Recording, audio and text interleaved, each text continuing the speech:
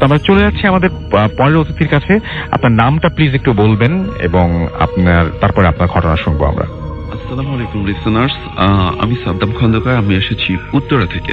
জি, আমি লিসেনারদের কাছে একটু সরি বলে নিচ্ছি, বিকজ আমি খুবই সিক, হয়তোবা অনেক কাশি হয়েছে, হয়তোবা অনেক। ঠিক আছে, আমরা ঘটনায় চলে যাই। ওকে, তো এটা হচ্ছে আমার গ্রামের বাড়িতে, সেটা হচ্ছে রাজবাড়ি বালিয়াকান্দিতে। এটা আমার টিচারের একটা স্টোরি। এটা আমাকে বলেছেন আমার এক ফ্রেন্ড, যার নাম হচ্ছে। তো আমি স্টোরিতে চলে যাচ্ছি। আমার টিচারটা ছিলেন হচ্ছে মানে প্রায় এটা 22 কিংবা 23 বছর আগের স্টোরিটা। তো আমার ওই টিচারটা, উনি তখন মানে খুব বাহিরে চলাফেরার অভ্যাসটা ওনার ছিল। তো উনি রাতে চলাফেরাটা একটু বেশি করতেন। তো প্রতিদিনের মতো উনি সেদিনও যান বালিয়াকান্দি নামক ওই আমাদের ওই বাজারটাতে। তো ওখানে যাবার পর উনি হচ্ছে প্রায় রাত তখন 2টো হবে এরকম একটা টাইমে উনি ব্যাক করেন ওনার ফ্রেন্ডদের সঙ্গে আড্ডা দিয়ে। উনি যখন ব্যাক করেন ওই টাইমটাতে আসলে ওনার গ্রামের ওনার যখন বাড়িতে ফিরতে ঠিক আসতে রাস্তায় একটা শ্মশান পড়ে। ওই শ্মশানে এখনো ওখানে মানুষ পোড়ানো হয়। তো এবং ওখানে প্রতি বছর মেলা হয়। উনি যখন ওই রাস্তা দিয়ে আসছিলেন, হঠাৎ করে ওই শ্মশানের পাশে উনি দেখতে পান যে মেলা হচ্ছে, মানে মেলা আকৃতি, অনেক লোকজন ওখানে আনন্দ ফুর্তি করছে। তো উনি আসলে নিজের কিউরিসিটা করতে না পেরে উনি ওখানে ঢুকে যান যে দেখি ওখানে কি হয়। তো উনি ভিতরে যান এবং ভিতরে গিয়ে উনি দেখতে পান যে অনেক মানুষ আনন্দ ফুর্তি করছে, অনেক দোকান বসছে। তো উনি আসলে এর মধ্যে ভিতরে গিয়ে ওনার 2-3 জন পরিচিত লোকের সঙ্গে ওনার দেখা হয়ে যায়। তো উনি ওখানে অনেকক্ষণ আড্ডা টাড্ডা দেবার পর হঠাৎ করে উনি দেখে যে চারিপাশের যত লাইট গুলো ছিল সব বন্ধ হয়ে যায় অটোমেটিক। তো এর মাঝে 2 জন লোক ওনাকে এসে বলে যে তুমি কি এখন যেতে পারবা? তা উনি আসলে ওই টাইমটাতে একটু নার্ভাস হয়ে যায় যে কি ব্যাপার, আমি এতক্ষণ কি মানে কিসের মধ্যে ছিলাম, আমি বুঝতে পারলাম না যে এরকম একটা অবস্থা। হঠাৎ করে আমি দেখলাম চারিপাশে কত মানুষজন, আলো জ্বলছে, হঠাৎ করে এরকমটা হয়ে গেল। আসলে একটু ভয় পেয়ে যান। তো উনি ওই লোককে বলে যে হ্যাঁ আমাকে একটু এগিয়ে দিয়ে আসুন। তো ওই লোকটা ওনাকে নিয়ে এগিয়ে দিয়ে আসতে চায়। তো কিছু দূর যাবার পর ওই লোকটা ওনাকে বলে যে আচ্ছা এখন কি তুমি যেতে পারবা? তো তখন উনি বলে যে না, আমাকে আর একটু এগিয়ে দিয়ে আসুন। দেন আবার উনি কিছু দূর এগিয়ে দেন এবং এরপর আবার বলে যে তুমি কি এখন যেতে পারবা? তো উনি বলে যে না। এভাবে যেতে যেতে ওনার যে বাড়িটা, ওনার বাড়ির সামনে কবরস্থান আছে, ওখানে এলাকার যে মানুষগুলা মারা যান তাদের দাফন করা হয় ওখানে। তো উনি ওখানে যেই ওই পর্যন্ত এসছে, তখন হচ্ছে ওই লোকটা আবার আমার ওই টিচারটাকে জিজ্ঞাসা করছে যে তুমি কি এখন যেতে পারবা? তখন আমার টিচার বলছে যে না প্লিজ, এত দূর যেহেতু এসছেন আর একটু আসেন। তখন ওই লোকটা বলছে যে না আমি তো আর যেতে পারবো না।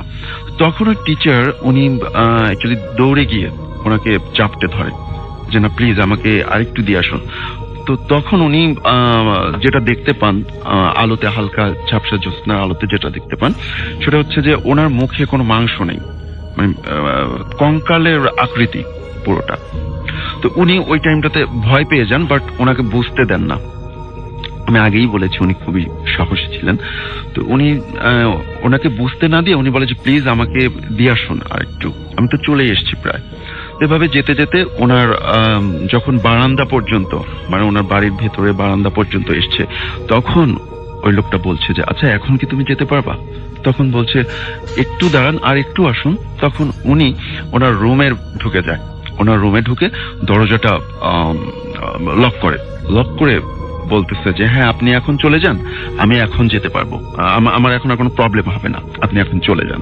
তো এইটা শুনবার পর ওই লোকটা বাহিরে থেকে বলছে যে তুই খুব বুদ্ধিমান, যার কারণে তুই বেঁচে গেলি আজকে। তা না হলে তুই যদি এই বারান্দা থেকেও বলতি যে না আমি যেতে পারবো, আপনি চলে যান, আমি এখানেই তোকে পৌঁছে দিতাম। তো এই ছিল আমার story, first story. Thank you very much, আপনাকে অনেক অনেক ধন্যবাদ। চলে যাই আমরা ঘটনায়। আমাদের সঙ্গে আছেন আহমেদ বাবু ভাই, এন্ড তার কাছে ঘটনায় যাব।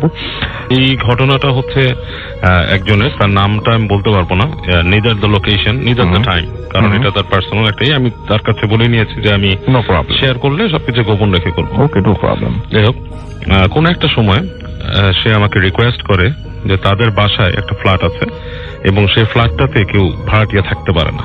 আচ্ছা।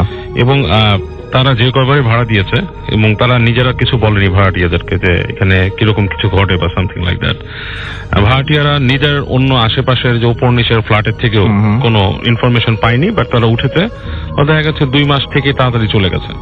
And it's not because of the environment খারাপ না, বাসা এনভায়রনমেন্ট মানে আশেপাশের যে এলাকার এনভায়রনমেন্ট ভালো, একটু আপনার একটু আর কোয়াইট এরিয়া, হ্যাঁ, মানে মানুষজন কম আশেপাশে, মানে আপনি বুঝতে পারছেন ঢাকা শহরের কিছু অঞ্চল এখনো কোয়াইট আছে, এরকম একটা জায়গা।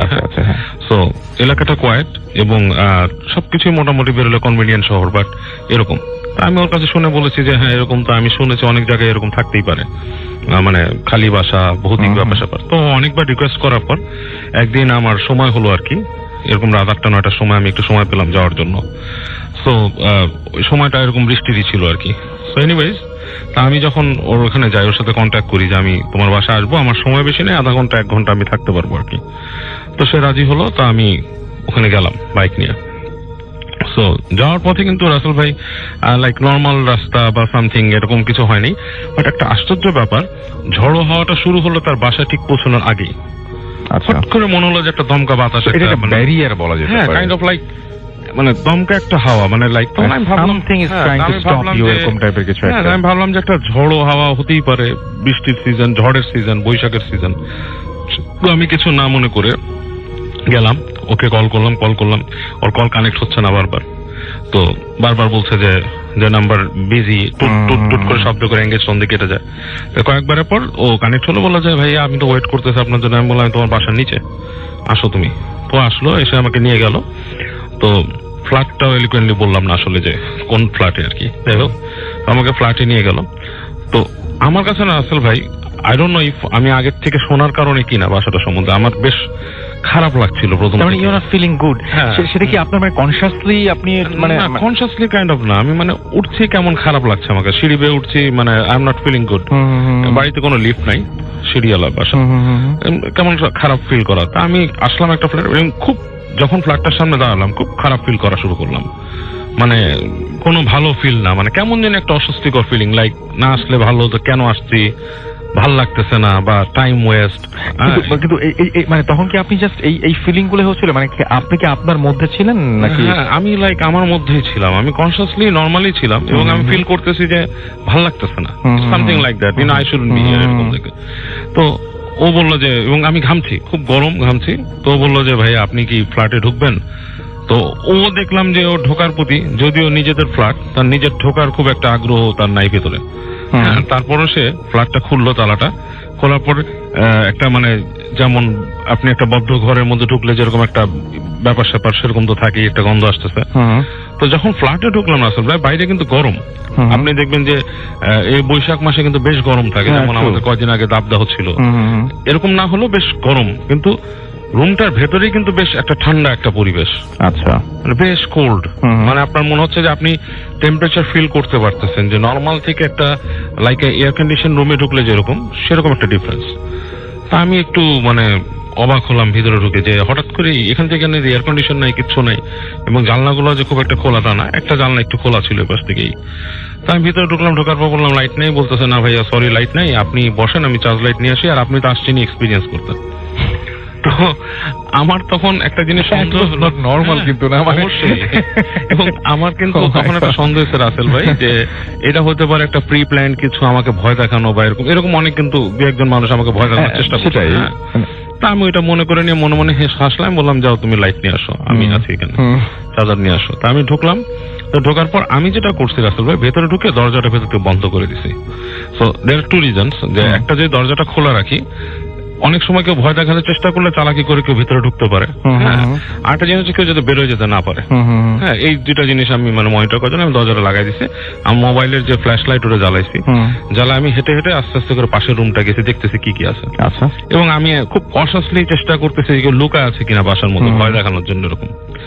আমি কিন্তু আলটিমেটলি ওদের যে 2টা বেডরুম, 2টা বাথরুম, বারান্দা সব জায়গায় গেছি রাসেল ভাই, এবং আমার লাইট মেরে কিছু কাউকে পাইনি, মানে ইটস লাইক এমটি হাউস, কিন্তু ব্যাপারটা হচ্ছে রাসেল ভাই, যখন এটা এখন আমার গুজবাম্প হয়, আমি যখন বাথরুমের দরজা খুলতেছি তখন আমার কেন জানি মনে হচ্ছিল ভেতরে কেউ আছে। এখন এটা এমন হতে পারে যে আমার নিজের ভেতরে ফিলিংস, একটা এমটি বাড়ি, এটা সম্বন্ধে কথা শুনছি, I don't know, but I felt like there is something. উনি কি একাই থাকেন এরকম কিছু, না মানে আরো ফ্যামিলি মেম্বার? পুরো ফ্যামিলি আছে উপরে ফ্ল্যাটে। আচ্ছা, ওকে, তাদের নিজের বাড়ি আর কি। বাট মানে আপনি ফিল করছিলেন যে মানে কেউ নাই, এমটি হাউস এরকম কিছু, কিন্তু বাড়িটা কিন্তু একটা মানে এমনি বাসা, সেখানে মানুষ আমি বুঝতে পেরেছি। ফ্ল্যাটে। তো ওই ফ্ল্যাটটাতে অ্যাবান্ডেন্ট কোনো কিছু না, ওই ফ্ল্যাটটাতে কোনো কারণে মানে ভৌতিক কিছু কার্যকলাপ হয়, এবং এটা আমি বলবো আপনাকে পরে যে কি হয়। সো আমি যখন দেখলাম যে আমার মনে হচ্ছে যে বাথরুমের মধ্যে কেউ আছে, এরকম মনে হচ্ছিল, খুললাম দেখি কেউ নাই, জাস্ট লাইক নর্মাল থিং। তা আমি আবার পুরো বাসাটাকে চেক ইন করে আমি আপনার ওই ড্রয়িং রুমে এসে দাঁড়ালাম ওখানে। ও কিন্তু তখন আসছে না। এর মধ্যে আমার কাছে মনে হলো পাশের রুমে খসখস খসখস শব্দ হচ্ছে, মানে like somebody is in their. আমি খুব দ্রুত পাশের রুমে গেলাম, দেখলাম যে কেউ নাই এখানে। মনে হলো তারপরে যে আপনার যে সিঁড়ি ঘরে যে মানে যেখান থেকে আসার কথা, ওখানে কেউ আসতেছে সিঁড়িতে। তা আমি ভাবলাম যে ও আসতেছে লাইট নিয়ে। সো অবভিয়াসলি আমি দরজার কাছে আসলাম, এসে আমি দাঁড়ায় আছি। তো মনে হচ্ছে সিঁড়ি থেকে উঠলো, উঠে ঠিক ওই যে ল্যান্ডিং এ আসলো, কিন্তু দরজা আর নক হচ্ছে না। তা আমি ওখানে পিপল ছিল, পিপল দিয়ে তাকালাম, আবছা অন্ধকার, কেন সামনেও লাইট নেই, কাউকে দেখা যাচ্ছে না। It's like nobody is in their. কিন্তু আমি স্পষ্ট শুনছি সিঁড়ি থেকে কেউ নামছে। তা আমি ভাবলাম যে মোস্ট প্রবাবলি হয়তো আমি ভুল শুনছি বা কিছু। একটু পর আবার শব্দ হলো, ও আসলো, ও এসে লাইটটা দিল, লাইট নিয়ে ঢুকলো, একটা চার্জার লাইট, এলইডি লাইট। এদিকে বললো যে আপনি কি আপনার সাথে থাকবো? আমি বলছি না, তুমি চলে যাও, তুমি চলে যাও, আমি কিছুক্ষণ থাকি, আমি বেশিক্ষণ থাকতে পারবো না, আমি চলে যাবো। কিছু দেখছেন? আমি বলছি না, কিছু দেখিনি। আমি লাইটটা দিয়ে চলে গেল, এবং ও যখন লাইটটা দিয়ে চলে গেছে, উপরে উঠে গেছে আসল ভাই, তখনই আমি শব্দ পাচ্ছি পেছনের রুমে দাঁতে বাড়ি খায় না মানুষের, মানে জোরে জোরে টক এরকম সামথিং লাইক, এবং মানে জিনিসটা বেশ ভয়াবহ টাইপের। অবশ্যই ভয়াবহ, মানে আপনার শুনলে হঠাৎ করে একা মানে খুব অস্বস্তি লাগবে। এবং আমি কিছুক্ষণ ফ্রিজ হয়েছিলাম দরজার সামনে, তারপর আমি তাড়াতাড়ি হেঁটে ওই যেখান থেকে আসছে শব্দটা ওইখানে গেছে। আচ্ছা, ওখানে গিয়ে দেখি রুমের মধ্যে কিচ্ছু নাই, কিন্তু ওইখান থেকে ওই রুম থেকে কিন্তু দাঁতে বাড়ি খাওয়ার স্পষ্ট হচ্ছিল, শব্দ হচ্ছিল। এন্ড রাইট অ্যাওয়ে তখন হলো কি, ধুম করে ওই যে মেন যে দরজাটা, ওখানে কেউ কিল মারলো, আচ্ছা, একটা ধাক্কা দিল জোরে। আমি সাথে সাথে আসছি বাইরে, এসে গেটের সামনে আসলাম, মানে ওই যে পিপল দিয়ে তাকাচ্ছি, কেউ নাই। আমি দরজাটা খুলে ফেলছি, আবার খুলে ফেলার পরে দেখলাম যে বাইরে মানে ঝড় শুরু হয়েছে, বাতাস শুরু হয়েছে, লাইক ঝড় হচ্ছে বাইরে। কিন্তু রাসেল ভাই, ওখানে কিন্তু এমন একটা স্টেয়ার কেস, ওইখানে কোনো কিছু উড়ে এসে বাড়ি খাবে এরকম কিচ্ছু নাই, কিছু নাই। আচ্ছা, nothing is there that could make the sound, এরকম করে হয়েছে। তারপর আমি দাঁড়ায় থাকলাম গেটের কাছে কিছুক্ষণ, কাজ আমি অলরেডি একটু অস্বস্তি ফিল করা শুরু করছি, কাজ আমি একলা এবং ঝড় হচ্ছে বাইরে, এবং I was not feeling good either. তো একটু পরে দেখি ও নেমে আসছে, আবার এসে বলতেছে যে কি ভাইয়া কিছু হয়েছে? ঝড় বৃষ্টি হচ্ছে, আপনি যাবেন কিভাবে, এখানে একা একা থাকবেন, বা মানে ও জিনিসটাই। আমি বললাম যে আমি একটু আগে একটা জিনিস হয়েছে, তোমার এখানে কে জানি নক করছে ধুম করে। তো বলতেছে ভাইয়া, this is one of the problem. আচ্ছা, যে এই বাসাটায় প্রায় এরকম নক হয়, নট নেসেসারিলি এখন ঝড় হয়েছে এরকম না, এরকম নক হয়। এবং ওদের বাসার যে ওই যে কাজের মেয়ে থাকতো, এই কাজের মেয়ে প্রায় ধরে যেত, তার মৃগির মতো, তার ছিল না, তার কোনো সিজার ছিল না, বাট তার দাঁতে দাঁত লেগে পড়ে যেত ওখানে। আচ্ছা, এবং প্রায় মানুষ শুনতো ওখানে কেউ দাঁতে বাড়ি খাচ্ছে, এরকম শব্দ হয়। তারপরে শব্দ পেত যে কোনো বাচ্চা যদি মানে দৌড় দিয়ে যায়, হামাগুড়ি দেয়, এরকম শব্দ হয় বাস ফ্ল্যাটটার ভেতরে। আচ্ছা, আমি বললাম যে ইজ দেয়ার এনি রিজন যে তোমাদের এখানে কোনো কিছু অতীতের ঘটনা ঘটছে কিনা? ফ্ল্যাটটা দেখে তো মনে হচ্ছে না খুব বেশি পুরানো। তো বলতেছে না, যে ফ্ল্যাটটা খুব বেশি দিনের পুরানো, বাট এই ফ্ল্যাটে এই সমস্যাগুলো শুরু হয়েছে আমাদের এখানে একজন জ্যোতিষ থাকতো। আচ্ছা, এই জ্যোতিষ এখানে আসার পর থেকেই উনি যখন চলে গেল, ওনার সাথে ভাড়া নিয়ে একটু গন্ডগোল হয়েছিল বলে, উনি চলে যাওয়ার পর থেকে এই ধরনের শব্দগুলা এখানে আপনার আমাদের এখানে হয়, এই ধরনের প্রবলেম গুলো হয়। তো উনি মোস্ট প্রবাবলি এরকম কিছু চিকিৎসা করতেন আর কি, এই যে মানুষ পজেসড মানুষ টানুষের এগুলা। তা আমি বললাম যে দেখো, আমি তো যা বুঝলাম তোমাদের এখানে হয়তো কিছু থাকতে পারে, so what you do is like, তোমরা কোনো একজন ভালো মানে ধর্মীয় ইমাম টিমাম এনে বাসাটাকে বন্ধ করে দাও। বলছে যে এরকম আসলে সবাই তো ধরে না ভাড়া দেয়, এবং আমার বাসার মানুষরা এত বেশি কনসাস না এই ব্যাপারে, বাট এই প্রবলেম গুলো হয় ভাড়াটিয়ারা যে থাকে না, এটাই কিন্তু কারণ। এবং তারা কিন্তু বলে না ভাড়াটিয়ারা এসে যে এখানে ভৌতিক প্রবলেম হচ্ছে, ঠিক আছে? আর ওর যেহেতু এটা একটা সোর্স অফ ইনকাম, এই কারণে আমি এইসব ব্যাপারগুলো আরো একটু এড়াই গেলাম আর কি, সব ব্যাপারগুলো আসল ভাই। ওকে, থ্যাংক ইউ।